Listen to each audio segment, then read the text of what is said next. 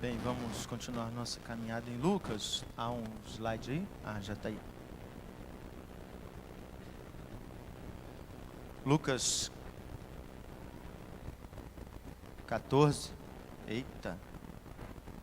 De 1 a 6. Lucas 14, de 1 a 6.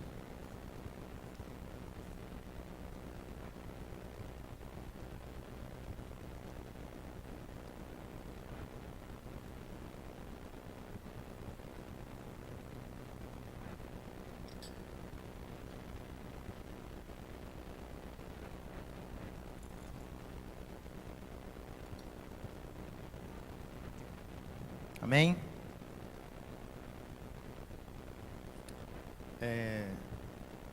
Diz assim, eu vou fazer a leitura, acompanhei na sua Bíblia. Aconteceu que, ao entrar ele num sábado na casa de um dos principais fariseus para comer pão, eis que o estavam observando.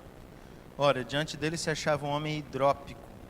Então Jesus, dirigindo-se aos intérpretes da lei e aos fariseus, perguntou-lhes: é ou não é lícito curar no sábado? Eles, porém, nada disseram. E tomando-o, o curou e o despediu. A seguir lhes perguntou: qual de vós, se o filho ou o boi cair num poço, não o tirará logo, mesmo em dia de sábado? A isto nada puderam responder. Que Deus mesmo nos abençoe. Bem, a atualizada diz, como título aí, a cura de um hidrópico, né? Se você leu a Bíblia na NVI, vai dizer que é um homem inchado. Ele sofre de inchaço. A hidropsia é uma doença muito comum. Pessoas que têm mãos e pés inchados, né, por acúmulo de fluidos. Então ficam com as mãos bem grandes, os braços, os pés. É uma doença, né? Assim, é claro que ninguém no dia a dia fica falando eu sou hidrópico, eu sou aquilo. A gente fala que está inchado, né? Sofre desse inchaço. Mas o detalhe é que esse homem que sofre dessa doença, podia ser inchaço, paralisia ou qualquer outra coisa do gênero, tanto faz. A cura não é o objeto central desse texto.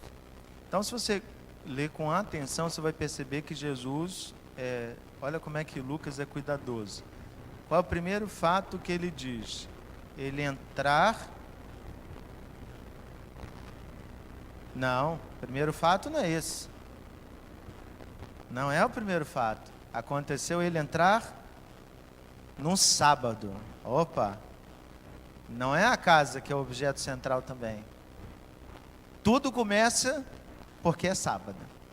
E a gente precisa entender que no contexto judaico, né, o sábado é o dia consagrado ao Senhor, então não significa que eles estão aqui num erro porque não estão no templo, certamente já tinham ido ou ainda iriam ao templo, mas eles estão numa visita, que era muito comum também, à casa de pessoas. Eles estão num sábado e aí eles entram na casa de um dos principais fariseus. Este é o outro fato muito importante. Então, além de ser sábado, ele está na casa do chefe daquele que comanda o sábado, que era o fiscal supremo. Então, é como se você entrasse, você tem, vamos fazer uma relação, né? Se hoje você estivesse na casa do presidente do tribunal, do Supremo Tribunal Superior Eleitoral. Então, hoje, dia de eleição, você está no chefe do regime que governa as eleições. Então, o dia de sábado, como um princípio judaico, era fiscalizado pelos fariseus. Então, você está no dia de sábado na casa daquele que é o principal fariseu. Então, se você está na casa de alguém que é o principal, você não faria determinadas coisas, até porque você está na casa dele, você o respeitaria. Eu estou falando do Fábio, né? Você não teria determinadas atitudes, porque ou não falaria de determinados temas ou de determinados assuntos, porque você está na casa da pessoa, você não vai querer criar um embate na casa da pessoa. Eu não falaria com um fariseu uma discussão, está certo ou não está certo fazer isso? Eu não faria, mas Jesus fez. E aí que está a grande questão. Jesus está na casa do fariseu. Jesus não tem esse problema que a gente tem da cordialidade ou da hospitalidade, de não falar para a pessoa aquilo que ele pensa está certo. Então Jesus vai confrontar o fariseu e os fariseus que lá estão no terreno do fariseu. Então ele não tem dificuldade nenhuma com isso. Ele foi na casa do fariseu, por quê? Diz o texto. Para que ele foi lá? Selma Regina diz, foi comer pão. Então, estava na hora da refeição, alguém ofereceu, vamos lá Jesus, tomar um café lá em casa. Né? O pessoal não tomava café lá, o pessoal comia pão só. Vamos lá comer pão, vamos comer pão. Jesus foi lá comer pão. E aí quando ele chegou na casa desse fariseu, ele se deparou com um homem doente, que estava lá inchado. Jesus percebe que ele estava doente. E aí Jesus, num ato muito interessante, ele vira para os fariseus e os intérpretes da lei. Olha, Jesus está na casa do fariseu. Ele vira para eles e pergunta, pode ou não pode curar no sábado? Então, o comer pão ficou de lado, a cura tanto faz, o que ele está perguntando para eles é se pode ou não pode curar no sábado. O que eles respondem? Nada, ninguém responde nada. É aquilo mesmo que eu falei, né? Então imagine que alguém está lá, pensa diferente de um fariseu, ninguém vai ser louco de dizer assim, eu acho que pode curar. E aí ele sabe que seria condenado, seria expulso da casa do fariseu, então ninguém opina nada, ninguém fala nada. Nem os fariseus respondem assim, não pode. A lei diz que não pode, ou pode, eles não respondem nada. Então ficam em silêncio. Jesus então pegou o homem, curou e mandou ele embora. Falou assim, pode ir embora, você já está curado. Livrou o homem da discussão que poderia surgir a partir dali. Então Jesus aparece com uma outra pergunta, que é para eles pensarem, né? Qual de vós, se o filho ou o boi cair num poço, não tirará logo, mesmo em dia de sábado? A isto nada puderam responder. Então Jesus fez duas perguntas, as duas perguntas ficaram sem resposta. Então, eu acho muito importante nós entendermos que o foco desse texto são as duas perguntas. E nós precisamos responder essas duas perguntas. Senão nós vamos agir como os fariseus agiram, não respondendo as duas perguntas. Então, vamos começar pela primeira, de trás para frente, né? E a pergunta é, se um de vocês tiver um filho ou um boi, e eles cair num poço no dia de sábado, não irá tirá-lo imediatamente? Eu penso que a gente pode dividir em partes essa pergunta, e foi assim que eu coloquei. Se um de vocês tiver um filho ou um boi. Então, quando Jesus diz, é hipotético, né? Se vocês tiverem um filho ou um boi, poderia ter gente que disse assim, não, eu não tenho filho, Senhor, isso não vale para mim. Eu não tenho boi, Senhor, isso não vale para mim. Não, se um de vocês tiver sentido de propriedade. Aquilo que é nosso, a gente cuida com mais carinho. O que é de todo mundo, não é de ninguém. É muito importante a gente entender que quando é nosso, você cuida. Como é que você cuida do seu tênis? Como é que você cuida do seu sapato? Como é que você cuida da sua camisa, do seu relógio, da sua carteira, do seu dinheiro? Como é que você cuida da sua alimentação? É seu. O outro a gente pode até dar conselhos, mas eu cuido do que é meu. Então, quando a gente entende esse sentido de propriedade, a gente entende que as coisas precisam de cuidado. Se as coisas precisam de cuidados, eu preciso entender então o que Jesus está me alertando. Há um princípio na teologia reformada chamado de princípio da mordomia cristã. Mordomia nos remete àquelas famílias ricas, né? E que tem a possibilidade de ter em casa um mordomo. Eu creio que nenhum de nós aqui tem um mordomo em casa. Eu deduzo isso. Alguns podem até ter aquela pessoa que você chama para passar roupa, para limpar a casa, mas diarista não é mordomo. Mordomo é aquela pessoa que está lá o tempo todo. É aquela pessoa que num tempo atrás, né, você está lá no seu momento mais íntimo, você grita, Alfredo! Esse é mordomo. É aquele que vai te socorrer nas coisas mais básicas. Ele está lá para te servir.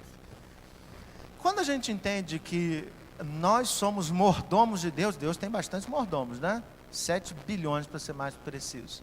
O problema é que a gente não veste o uniforme de mordomo, porque muitas vezes a gente entende que as coisas que estão no mundo não são para serem cuidadas, elas são para serem usufruídas. Mordomo não usufrui da riqueza deste patrão. Mordomo estará lá para servir ao patrão e fazer com que esse patrão tenha seu patrimônio preservado. É muito interessante que hoje existem ramos da teologia que vão fazer inclusive teologia socioambiental, né? Vamos falar da importância do cristão cuidar do planeta, e parece um negócio assim, uma teologia meio ecológica, um negócio pós-moderno, mas tudo isso é porque a gente perdeu a simples noção de cuidar das coisas de Deus. E se Deus criou esse planeta, a coisa que a gente deveria fazer é cuidar desse planeta. Então, se você vier com uma ideia um pouco mais ambiental do que a maioria das pessoas, do tipo assim, não, eu preciso cuidar do escapamento do meu carro, porque senão ele polui o ambiente, vamos chamar você de Capitão Planeta. Vamos fazer piada com isso. E é ambientalista? Uma bobeira. Para que isso? Então, se você pensar na sua casa, por exemplo, assim, não, eu vou ter uma casa mais com iluminação mais natural, para não ter que usar muita luz artificial, para não acabar com a água desse planeta, vão chamar de você simplesmente de Greenpeace ou qualquer coisa do gênero. Assim, não faz sentido na nossa cabeça cuidar do planeta, porque nós não fomos ensinados a cuidar desse planeta. Então, por quê? Porque nós não aprendemos que ele é nosso, Deus nos deu para cuidar. Então, se esse planeta fosse seu, você cuidaria dele? Cuidaria, porque você veria que as coisas incomodam, né? Hoje eu saí de casa, como me incomoda, irmãos, perto das zonas eleitorais, um mar de papel no chão, caindo nos rios lá de Realengo. Eu falei assim, meu Deus, assim, por que as pessoas fazem? Pegou o papel, joga no lixo. Mas parece tão óbvio, a gente chama isso de educação ambiental, mas a gente só faz isso porque entende que não é nosso. Se fosse nosso, a gente não faria isso. Ninguém pega papel e joga dentro do chão de casa, da sala. Ninguém sem consciência, né? Eu não conheço a casa de todo mundo, mas eu acho que ninguém sem consciência fica assim. Ninguém pega papel higiênico, amassa e joga no chão do banheiro. Você joga no lixo. Então, quando Jesus está dizendo, se eu tivesse um filho ou um boi, ele está dizendo assim, se fosse seu, o que você faria? Sabe por que isso? Porque aquele homem hidrópico não era meu, não é a minha doença. É ele que sofre de inchaço, não é problema meu, é ele que sofre de inchaço, é ele que precisa procurar um médico. Não sou eu que vou sofrer com isso. Eu já tenho problemas demais, eu tenho problema de cálculo renal, agora eu tenho uma hérnia que eu tenho que operar terça-feira, eu tenho vários problemas. Agora estou descobrindo que eu estou ficando cego de novo, que eu não estou enxergando o pessoal que está nos últimos bancos. Eu tenho vários problemas, então eu já tenho problemas demais para ficar cuidando do problema dos outros. Ou seja, aquele homem está inchado no meio dos fariseus e ninguém se incomoda com isso. Claro, não é meu, mas é igual a gente. Mas é igualzinho a gente. Irmãos, seja sincero, você já tem problema demais para se incomodar com o problema dos outros. A gente já tem problema demais para assumir o problema dos outros para nós. Você ora todos os dias pelo problema dos seus irmãos? Se alguém tem dificuldade para marcar um médico, você se disponibiliza a marcar, a levá-lo ao médico? A gente faz isso com todo mundo? A gente faz isso na nossa família, talvez no máximo com uma ou duas pessoas fora da nossa família, porque nós não trazemos sentido de propriedade. Então, quando Jesus diz assim, se você tivesse um filho ou um boi, se fosse o Guilherme ou a Ana Júlia que tivesse todo inchado, eu já tinha corrido o mundo, irmãos, para saber qual é o motivo do inchaço. Já tinha gasto os meus recursos, já tinha feito isso. Então, por que as pessoas não se incomodam com o homem que está lá sofrendo de hidropsia? Porque não é meu. Então, Jesus está me confrontando e perguntando assim, e se fosse seu? O que você faria? Primeira pergunta. A segunda questão é, se ele cair num poço no dia de sábado. Jesus usa situações hipotéticas. E por que Jesus usa determinadas situações hipotéticas? Porque Jesus, ele não quer simplesmente me confrontar, mas Ele quer que eu revise os meus valores. Se os meus valores são corretos, até eu pensar, né, que eles são corretos.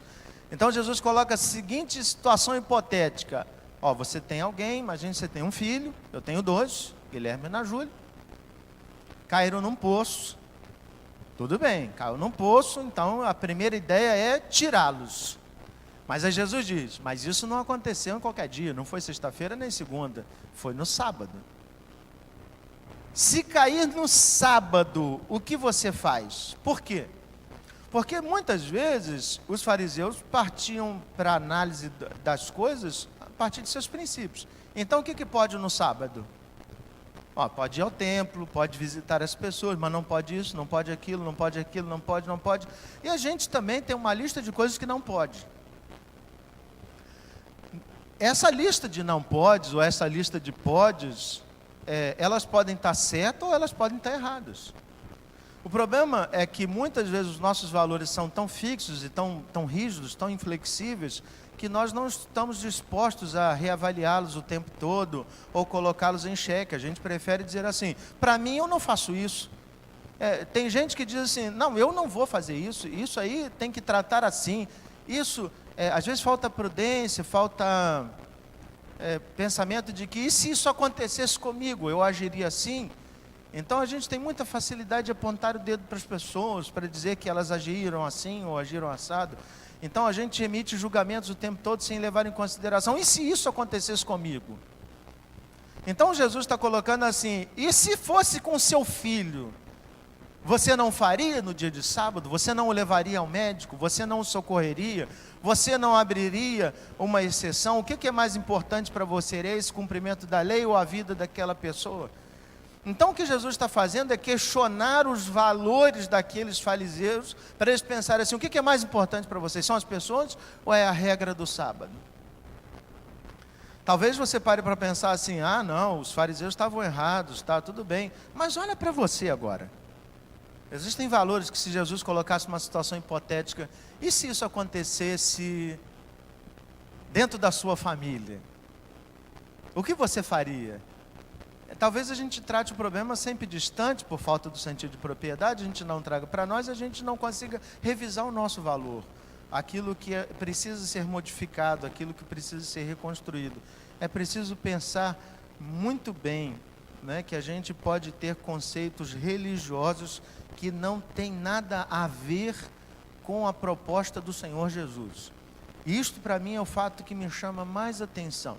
Jesus é extremamente a favor da guarda do sábado. Mas Jesus diz que algumas coisas eram mais importantes do que esse princípio.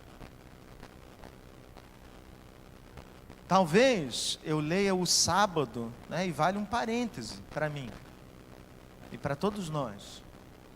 O nosso sábado é o domingo.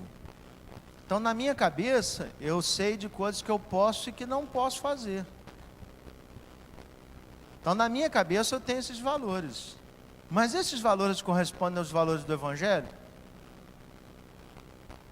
Em alguns momentos sim, em alguns momentos não. Talvez eu justifique a necessidade de fazer determinadas coisas no domingo, porque eu não fiz durante a semana. Está certo? Está certo a partir dos meus valores, não a partir do Evangelho. Talvez eu entenda, eu faça a leitura da guarda do dia do Senhor a partir dos meus princípios, não a partir dos princípios do Evangelho. Então eles têm valores dentro deles, eles têm princípios, mas que não correspondem aos princípios de Jesus. Então Jesus não está dizendo que está errado guardar o sábado. Está errado deixar de fazer pontualmente a cura de alguém ou socorro a alguém. Então é muito importante que a gente, toda vez que ler o texto bíblico, se depare com essa pergunta e questione qual é o meu valor e qual é o valor que Jesus de fato dá a isso. Mas a terceira parte desta pergunta hipotética é, você não irá tirá-lo imediatamente? Então a primeira coisa, a gente precisa ter um sentido de propriedade. Segundo, eu preciso questionar os meus valores, tiro ou não tiro, posso ou não posso, faço ou não faço. E a terceira coisa é que não tem tempo para pensar. Se eu não tirar a pessoa do poço, ela morre. Se o Guilherme cair no poço, domingo, eu viro para ele e digo assim: filho, amanhã o papai volta. Vou jogar um pãozinho aí para você, um café com leite. Você come, amanhã eu volto aí para socorrer. Não tem como. Jesus coloca uma situação onde há urgência e emergência, onde há uma questão de risco de morte. Jesus está colocando um valor que precisa ser revisto. Jesus diz assim: se você não socorrê-lo hoje, amanhã você vai voltar e ele está morto. Então o que você prefere? Um filho vivo ou um filho morto? Você prefere um boi vivo ou um boi morto? Irmãos, mexeu com o que é nosso. Se mexeu com o que é nosso, se eu responder que sim, eu estou dizendo que eu posso quebrar o sábado. Então eu prefiro ficar calado e não responder nada. Prefiro dizer que eu não entendi a pergunta, prefiro dizer que não é comigo. Então Jesus está colocando uma questão de urgência. Então, se eu paro para pensar na questão de urgência do Evangelho, existem pessoas que precisam de socorro e precisam urgentemente de socorro. Eu não posso ficar olhando as coisas a partir simplesmente dos meus princípios, mas a partir das pessoas que precisam de socorro. Essas pessoas precisam ser socorridas, como aquele homem que estava inchado. Aquele homem não tinha risco de morte, ele apenas estava com problema de inchaço. Ele vai ter problemas renais, cardíacos e tantas outras coisas, mas morrer por causa daquilo ele demoraria anos. Então Jesus cura aquele homem, não é porque ele está correndo risco de morrer. Jesus cura aquele homem para mostrar que a vida daquele homem é importante para Jesus. Então, irmãos, a cura, nesse contexto aqui, eu vou dizer uma palavra, é um pretexto. E eu vou dizer outra coisa com relação à cura. Jesus passou por muitas pessoas doentes e Jesus não curou todo mundo. Quando Jesus entra no tanque, né, na região do tanque lá, de Betesda, né, há várias pessoas doentes esperando a água se mover, né? Alguém ligar a bomba para mover a água. Ou o anjo mover a água. As pessoas estão lá esperando. Dentre aquela multidão de gente doente, tem um homem, 37 anos, doentes, esperando as águas se moverem. E aí Jesus pergunta para ele assim: o que você quer que eu te faça? Senhor, o problema é o seguinte: quando a água mexe, sempre alguém corre antes de mim, pula lá. Então eu preciso de alguém para me jogar na água. Olha que coisa, né? O fato que ele pede eu peço a alguém que, quando a água mexer, me joga na água. Aí Jesus cura o homem. Jesus curou todo mundo que está lá? Não. Certamente alguém viu Jesus curar aquela pessoa. Certamente algumas pessoas ficaram muito intrigadas porque viram aquele homem curado. Mas Jesus entrou, curou especificamente aquela pessoa e saiu. O que nos mostra que as curas feitas por Jesus, elas são intencionais, no sentido de que elas devem glorificar a Deus, elas devem servir de motivo para a pregação do Evangelho. Jesus não está simplesmente preocupado que aquela pessoa tenha a saúde que nós chamamos de perfeita. Acho muito interessante quando alguém, né, está grávido, o casal está lá grávido, e se faz a pergunta: e aí, menino ou menina, o que você quer? Não, vindo com saúde está tudo bem. Eu não conheço ninguém que tenha saúde 100%. A nossa avaliação é que quando nasce o bebê, você olha, tem 2 olhos, um nariz, uma boca, 2 braços, 2 pernas, perfeito. Mas e por dentro? Talvez ele tenha pedra na vesícula, pedra no rim, talvez ele tenha arritmia, taquicardia, mas a sua visão sobre perfeição é aquele composto. Os olhos estão no lugar, não é igual o Cerveró, né? Tá lá. Você olha para ele, perfeitinho. E aí você agradece a Deus: nosso filho nasceu perfeito. Perfeito em que sentido? Ninguém é perfeito de saúde. Todos nós estamos. Quem aqui não tem um problema de saúde? Quem aqui não tem? Então a gente faz uma avaliação dessa perfeição, que é uma avaliação extremamente é fútil. Então, como se Deus estivesse preocupado simplesmente em curar o meu problema de cálculos renais, porque isso não o glorifica. Claro que glorifica, irmãos. A cada crise renal eu dou glória a Deus. Demonstra o poder de Deus sobre a minha vida. Por que que eu não posso ter determinadas enfermidades? Elas são consequência do pecado na minha vida. Elas são consequência da desobediência a Deus. Elas são consequência da nossa pecaminosidade. Como tirar isso da humanidade? Então a questão é que Jesus curou determinadas pessoas porque Ele queria usar aquelas curas para manifestar a sua glória. E você percebe isso na mulher que está enferma há 12 anos, com hemorragia. Quantas mulheres sofriam de hemorragia na época de Jesus? Quantas curas você vê na Bíblia? Uma. Quantos cegos existiam no tempo de Jesus? Milhares. Quantas curas você vê? Juntando tudo umas 50. Só tinha 50 cegos? Só tinha 30 paralíticos na época de Jesus? Só tinha um gago? Um mudo? Um surdo? Só? Claro que não, irmãos. Tinham muitas pessoas. Jesus passou por muitas pessoas. Jesus passou por muitos leprosos. Mas Jesus curou alguns, porque Ele tinha propósito para a vida daquelas pessoas. Então eu não estou dizendo para você assim, saia aí pelas ruas, vendo quem está doente e fale para essas pessoas que elas estão curadas. Não é isso. O que Jesus está dizendo é o confronto, né? Ele está fazendo o confronto de valores que há dentro de nós. E tudo começou com a pergunta: é lícito ou não é? É lícito ou não é? É a primeira pergunta de Jesus. É lícito ou não é? Irmãos, a gente gasta muito tempo para responder essa pergunta. Não houve um só ano em minha vida, ou semestre, ou mês, que alguém não fizesse a pergunta: pastor, pode isso ou não pode? Pode fazer isso ou não pode? Até hoje. Eu vou morrer, o Guilherme vai ser pastor, eu acho que ele vai continuar respondendo a mesma pergunta: pode ou não pode? É lícito ou não é? E aí, nessa discussão do que é lícito ou não é, nós vamos construindo uma série de coisas assim: eu posso isso, não posso aquilo, e a gente acha que isso é importante. O apóstolo Paulo deu tanta importância a isso que ele resumiu numa só frase: todas as coisas são lícitas e nem todas convêm. Olha a importância que o apóstolo Paulo deu a isso. Ele disse: eu não estou preocupado com o que é lícito, para mim tudo é lícito, mas nem tudo combina comigo. Nem tudo combina com o Evangelho, nem tudo combina. E ele não fica dizendo para as pessoas: olha, faz isso, não faz aquilo, não faz isso, não faz aquilo. As correções do apóstolo Paulo com relação à prática da igreja é que eles deveriam resolver determinadas questões. Na comunidade de Corinto, por exemplo, eles ficam em discussão se a mulher deveria usar véu ou não usar véu. E assim, vocês têm que julgar isso aí, se interessam para a comunidade ou não. A comunidade gasta um tempão dizendo assim: é véu ou não é véu? A outra discussão da comunidade de Corinto: pode falar em língua ou não pode? Aí fala assim: tem alguém que interprete? Então fala. Que seja para edificação do povo.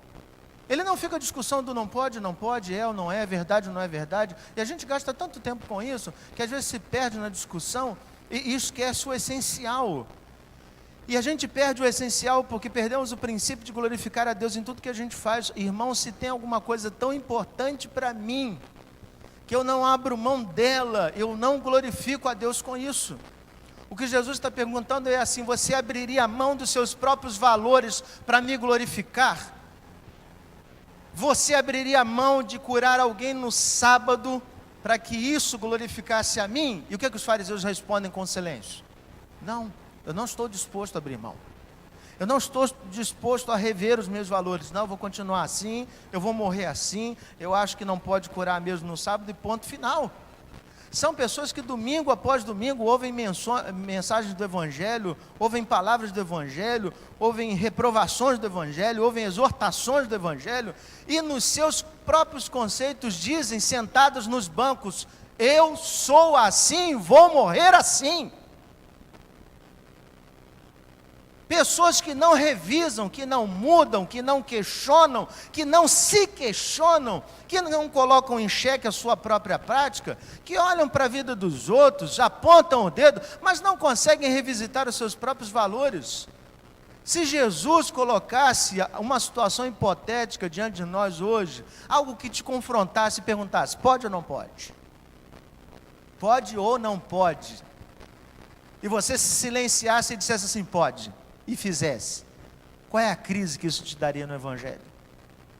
O problema é que a gente às vezes coloca Jesus, está muito preocupado de colocar Jesus nessa caixinha e defini-lo a partir de nossos próprios conceitos.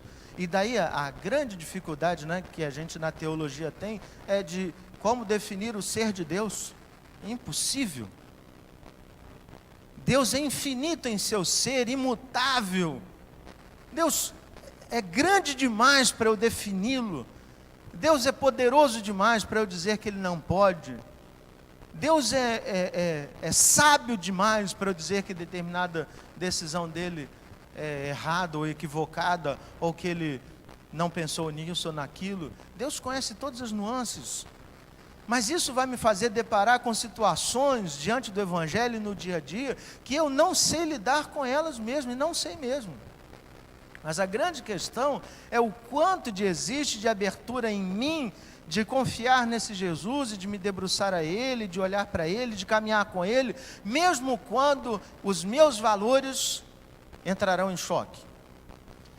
Na sexta-feira, na reunião do conselho, quero partilhar com vocês, a gente tem um momento devocional, a gente gasta em torno de 1 hora nesse momento devocional.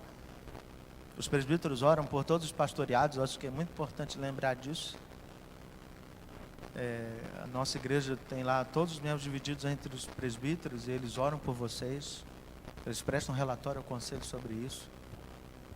E no nosso momento devocional, nós lemos lá a carta da igreja lá a Éfeso, né? A carta de Jesus, a igreja de Éfeso, não posso dizer que é a carta de João, né?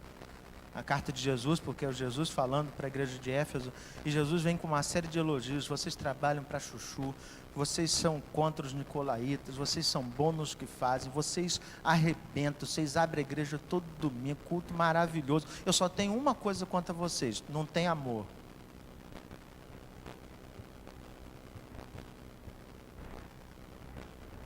Eu li aquilo e fiquei assim, meu Deus, é o crente tarefa, é o Fábio. Durante tantos anos, irmãos, a minha concepção de dedicação, de comprometimento estava pautada no que eu fazia, na quantidade de coisas. Quanto mais eu faço, mais comprometido eu sou.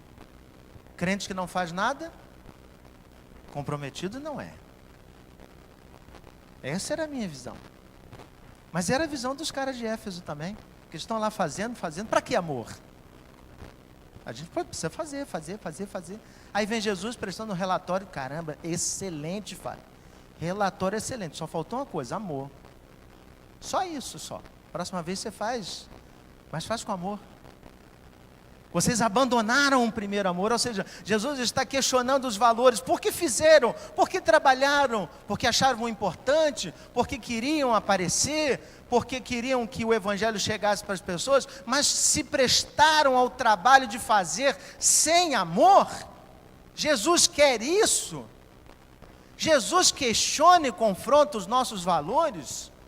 O tempo todo, quando a gente lê o texto bíblico? É só ler o texto bíblico para dizer que esse Jesus está confrontando o Fábio que valoriza uma regra na lei e o sábado é apenas um aspecto. Jesus não está valorizando ou supervalorizando ou desvalorizando o sábado, ele está valorizando a perspectiva desses fariseus com relação ao sábado. Ou seja, o sábado é tão importante que se alguém morrer num poço, tanto faz. Ou seja, na caminhada, nós fazemos tantas coisas, ou seja, eu me permito a falar coisas duras que matam pessoas, mas eu acho que está certo. Tem crente que fala coisas e mata pessoas e acha que está certo, e se confrontado vai dizer, eu fiz e faria de novo. Tem pessoas que continuam com as suas atitudes equivocadas, pecaminosas, e se você questionar, se fossem confrontadas por Jesus, diriam, faria de novo. Irmãos, se está certo ou não está certo, e a gente gasta muito tempo com isso, a gente perdeu o princípio de glorificar a Deus. Se a gente olhasse, por exemplo, a resposta de Paulo e dissesse que tudo é lícito, nem tudo convém, eu diria assim, olha, não cabe, não cabe. Não cabe não é porque está proibido ou está permitido, não cabe porque não faz sentido para eu glorificar a Deus. Então, eu preciso olhar para essas coisas, refazer, repensar, mas isso dá trabalho. Então, eu queria propor a seguinte aplicação para você, e eu não sei o que está acontecendo com o controle, passou direto, saiu. A aplicação diz assim: em sua vida devocional, avalie se os valores que estão em você correspondem aos valores expostos pela palavra. Responda o que Jesus faria em seu lugar. É muito importante que quando você ler a Bíblia, você repense, refaça, reconsidere, reavalie. Porque se você não se confrontar a partir do Evangelho, você pode se permitir ter valores que não tem nada a ver com o Evangelho. Se eu pudesse propor, eu acho que a cura de um hidrópico não tem nada a ver com esse texto. Acho que o título do texto deveria ser: Jesus confronta os valores que existem em nós. Porque é exatamente isso que Jesus está fazendo. Mas Jesus não vai longe não. Ele faz isso dentro da minha casa. Ele confronta os valores que existem dentro de mim. Ele confronta as minhas opiniões sobre as coisas. Ele confronta as minhas atitudes. Mas só é possível ver e ouvir isso se a gente se coloca com humildade diante do Senhor. Uma das coisas que eu aprendi é que, embora sendo eleitos do Senhor Jesus, Ele nunca nos forçou a nada. Partindo do princípio que todos nós aqui somos eleitos, escolhidos por Deus, Deus não vai forçar você a chegar em casa e pedir perdão se você falhou. Deus não vai forçar você a se colocar de joelhos e orar. Deus nem força você a abrir a Bíblia. Ele espera que ao ouvir o Evangelho, você que tem o Espírito dele dentro do seu coração, então é capaz de responder positivamente aquilo que está sendo dito, ele espera que você haja assim. Mas se não agir, ele não lhe forçará. Qual foi a última vez que Deus lhe forçou a que você orasse? Nunca. Irmãos, eu queria mesmo que você olhasse para o Evangelho, para a Bíblia, para as palavras de Jesus, e se perguntasse: Senhor, o que há em mim que precisa ser mudado? O que o Senhor quer me dizer? Jesus está falando aqui de um sábado, mas acho que ninguém de nós aqui tem problema com curar no sábado. Parto desse princípio. Mas se Jesus traz essa palavra para nós no dia de hoje, talvez a gente tenha dificuldade com determinadas coisas que Ele mesmo propõe. Por que a gente não trabalha isso, não diz isso para Ele? Então eu queria convidar você a fazer isso. A ser sincero, colocar a sua vida diante do Pai, e ao ser confrontado por Ele, que você diga assim: Senhor, é difícil agir assim. É difícil mesmo. Eu vou testemunhar para você que eu, Fábio, durante muitas vezes fui confrontado com coisas que eu não tinha resposta, e eu com humildade disse para Deus: Senhor, eu achava que nunca podia ser assim. E foi muito difícil e vergonhoso reconhecer isso, porque quantas vezes eu já tinha falado, ensinado, pregado a respeito de coisas que depois, ao ser questionado e confrontado, eu tive que mudar e refazer o discurso e ouvir das próprias pessoas. Mas o Senhor não falava assim antes. É verdade. É verdade. Ser fariseu é duro, porque a gente acha que pode morrer com os conceitos. E aí vem um Jesus que quebra a gente e faz a gente de púlpito dizer: olha, não é mais assim. É vergonhoso, mostra que a gente estava errado, a gente nesse processo perde gente, se arrebenta, fica com o coração machucado mesmo, mas é muito melhor, porque a gente agrada a Deus. manter-se na mesma posição é mais fácil. É mais fácil. Então eu queria mesmo que você pensasse nisso. O que Deus lhe chama, né? O que tem sido confronto para você? Qual é o valor que Deus está te questionando? Vamos orar? Vamos ficar em pé. Depois vamos invocar a bênção do Senhor, né? Como falei no início, eu mandei lá na lista de transmissão do WhatsApp a mensagem de que eu vou operar na próxima terça-feira. Terei que ficar de molho durante 15 dias. Espero que nenhum irmão fique de molho comigo, né? Que os irmãos continuem firmes na caminhada, ajudando aqueles que estarão na liderança. E queremos agradecer pela vida daqueles que fizeram aniversário esta semana, né? Marcos, Cristiane, Sueli, a Ellen, hoje a Letícia. E durante a semana, aniversário de casamento do Marcos e da Rosane. E ontem foi aniversário do Deidmar e da Rivânia. Sexta-feira. Então foi dia...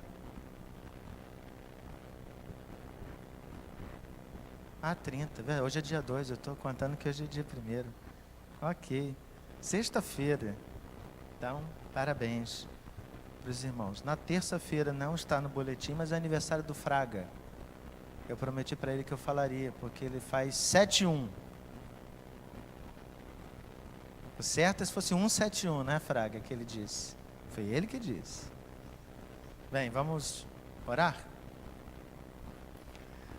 Maravilhoso, bom Deus, a Tua palavra é viva, é eficaz, a Tua palavra nos confronta, a Tua palavra nos anima, nos encoraja, a Tua palavra é de fato palavra do Senhor para nós, palavra que precisa ser colocada em prática. Não são homens falando, mas é o Senhor falando ao nosso coração, é o Senhor nos orientando, nos direcionando, é o Senhor apontando o que devemos fazer, para onde seguir, é o Senhor. E assim, Pai, com temor e tremor, nos colocamos diante da Tua palavra, pedindo, Pai, que o Senhor nos ajude, porque esta alteração de conceitos, esta mudança, o questionamento de paradigmas que possam existir dentro de nós é um processo difícil, doloroso. Sofremos porque nos firmamos neste princípio. Às vezes nos sentimos deprimidos, tão somente porque olhamos para aquilo que valorizamos e nos deparamos que eles eram frágeis demais. Aquele que seguir a Tua palavra, que cumprir os Teus preceitos, certamente encontrará felicidade. E foi assim mesmo que o Senhor Jesus definiu ao dizer que seríamos bem-aventurados, muito felizes, se encontramos tristeza, decepção, se choramos, se lamentamos por aquilo que não aconteceu, é tão somente porque fizemos o que era nosso. E se deparar com isso é muito difícil, porque nos sentimos vazios. Lembramos da palavra do escritor bíblico dizer que corremos atrás do vento, gastamos tempo com coisas que nunca foram importantes para Ti. Acho que fizemos. Às vezes trabalhamos, cumprimos escalas, estivemos envolvidos na Tua casa, participamos da liderança, mas nos faltou amor. Pai, como é triste perceber que isso pode ter acontecido em um momento ou em vários momentos de nossa vida. Nossa oração é por misericórdia, é que o Senhor tenha misericórdia de nós, que o Senhor nos ajude, que o Senhor nos molde, que o Senhor nos mostre de fato aquilo que é importante para o Senhor e não para nós, e que o Senhor nos ajude, Pai, a fazer esta curva da mudança, de abandono do que é nosso, para caminhar com aquilo que é só Teu. Olhar o Evangelho do Senhor Jesus é exigente, sim, Pai, traz muitas exigências. Ajuda-nos a cumprir as palavras do Senhor, ajuda-nos a fazer Tua vontade. É o nosso desejo, Pai, é a nossa oração. E ao sermos confrontados por Ti, ajuda-nos a trazer a resposta de que falhamos, que pecamos. Pai, oramos ainda por aqueles que fizeram aniversário e aqueles que farão, que a graça do Senhor esteja sobre eles, que a mão poderosa do Senhor os sustente, os fortaleça, que eles reconheçam a vida como um privilégio do Senhor. Oramos também pelo nosso país hoje, nos dias das eleições. Para mim, especificamente, um processo muito difícil, muito complicado, muito confuso, com muitas opiniões. Pai, existe muito movimento político nesse país no sentido de induzir, coibir. Tivemos várias pessoas feridas e até assassinadas nesse processo eleitoral, mostrando que as motivações dos homens para esse processo de eleição não são puras, não são genuínas, estão longe de querer agradar o Senhor. Mas, Pai, dá-nos o discernimento de votarmos e de olharmos para alguém, não confiando nessas pessoas, mas pedindo a orientação do Senhor para que elas governem de acordo com a Tua palavra. Ajuda-nos e faz-nos experimentar a paz e o bem que a Tua palavra mesmo nos prometeu, se escolhermos estas autoridades. Faz-nos, Pai, obedecer Tua voz e Tua vontade e ajuda-nos. Abençoa esse país, traz paz, e que aqueles que forem eleitos sejam de fato eleitos para glorificar o Teu santo nome. Ajuda-nos, Pai. É a nossa oração em nome de Cristo Jesus. Que a graça e a paz de nosso Senhor e Salvador Jesus Cristo, o amor de Deus, nosso eterno, bendito e único Pai, o poder, a comunhão e a consolação do Espírito Santo de Deus, seja com você, com a sua casa, com toda a nossa família, com todo o povo de Deus espalhado por toda a face da terra, não só hoje, mas pelos séculos dos séculos.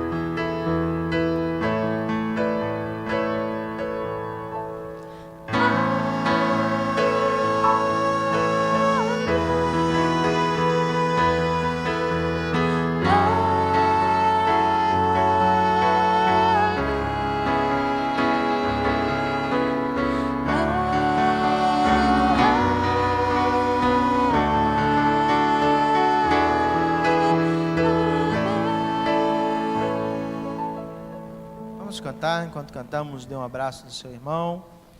Espero vê-lo no culto à noite. Teremos celebração da Santa Ceia. É dia de trazer alimentos, então traga os alimentos. E hoje à tarde tem ensaio do coral às 17h30.